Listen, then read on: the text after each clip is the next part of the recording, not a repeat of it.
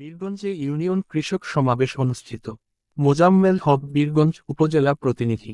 দিনাজপুরের বীরগঞ্জ উপজেলার ৫ই জানুয়ারির রবিবার কবিরাজহাট ধানহাটি বীরগঞ্জ উপজেলা ৮ নং ভোগনগর ইউনিয়ন জাতীয়তাবাদী কৃষক দলের কৃষক সমাবেশ অনুষ্ঠিত হয়।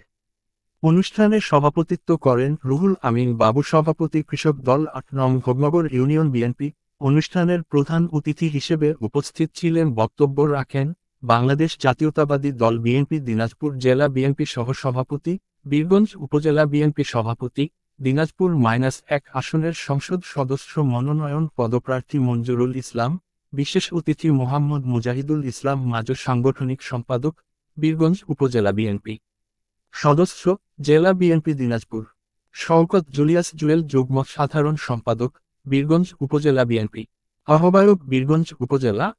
এ সময় আরও উপস্থিত ছিলেন মুজিবুর রহমান, সদস্য সচিব কৃষক দল দিনাজপুর জেলা, তরিকুল ইসলাম তুহিন, যুগ্ম সাধারণ সম্পাদক জেলা কৃষক দল, লাইসুর রহমান লিপু, জেলা যুগ্ম সাধারণ সম্পাদক কৃষক দল দিনাজপুর, ফজলে আলাম শাহী, সভাপতি কৃষক দল বীরগঞ্জ উপজেলা, আলিম উদ্দিন, সাংগঠনিক সম্পাদক কৃষক দল বীরগঞ্জ উপজেলা সহ ৮ নং ভোগনগর ইউনিয়নের বিএনপির সকল অঙ্গ সংগঠনের নেতৃবৃন্দ উপস্থিত ছিলেন।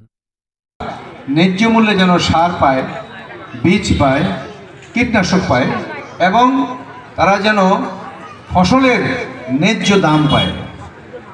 আমরা যা দেখছি, যখন ধান উঠছে তখন ধানের দাম কম, যখন কৃষকের হাত থেকে ধান চলে যায় ব্যবসায়ীদের হাতে, কর্পোরেট হাউসের হাতে, তখন এই ধানের দামটা বেড়ে যায়।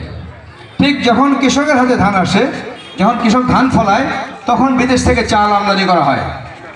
আবার যখন কৃষকের হাত থেকে ধান চলে যায়, তখন চাল আমদানি বন্ধ হয়ে যায়। আমরা এটা দেখছি।